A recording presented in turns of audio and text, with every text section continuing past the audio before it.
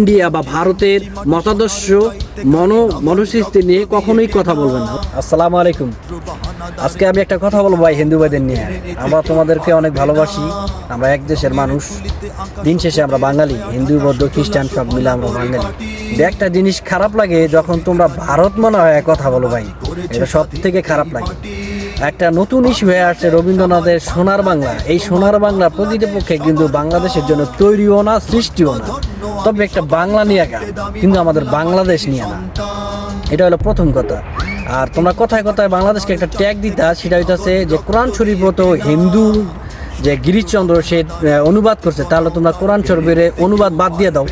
আসলে ভাই একটা কথা বলি, উনি অনুবাদ করছে ঠিকই, অনুবাদের পথ দেখাইছে এবং অনুবাদের যে সারমর্ম সারাংশ উনি সৃষ্টি করছে, কিন্তু উনি যে অনুবাদ করছে এখানে সম্পূর্ণ ভাষাই ছিল হিন্দুত্ব, হিন্দুদের ভাষাই ছিল বেশি। করবে তখন দিন শেষে আমাদের মুসলিম যে পণ্ডিত মাওলানা আছে তারা তখন এইটাকে সুন্দরভাবে প্রকৃত বাংলা ভাষায় নিয়ে আসে, হিন্দুত্ব কথা বাদ দিয়ে। তবে তাকে আল্লাহর কাছে দোয়া করি, তাকে জান্নাতবাসী করুক, তাকে হিন্দুদের ভাষা কি স্বর্গবাসী করুক, কেননা তিনি আমাদের মুসলিমের যে আমাদের বাংলা ভাষায় কথা বলি এই ভাষায় রূপান্তর করছে, আরবি ভাষাকে রূপান্তর করছে। শুকরিয়া, আলহামদুলিল্লাহ, তাকে জান্নাতবাসী। তবে ভাই জাতীয় বিশ্বকবি রবীন্দ্রনাথ ঠাকুর কখনোই সোনার বাংলা যে গানটা লেখে এটা কখনোই বাংলাদেশ নিয়ে লেখে নাই, বাংলাকে ভালোবেসেও লেখে নাই।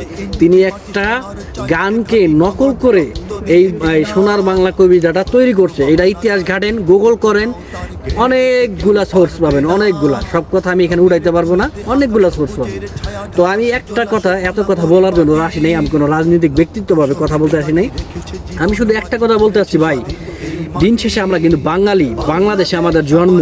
এই বাংলাদেশ অনেক রক্তের বিনিময়ে আসছে। আমি একটা রিকোয়েস্ট বারবারই করি, আপনি বাংলাদেশকে ভালোবেসে, বাংলাকে ভালোবেসে কথা বলুন। কখনো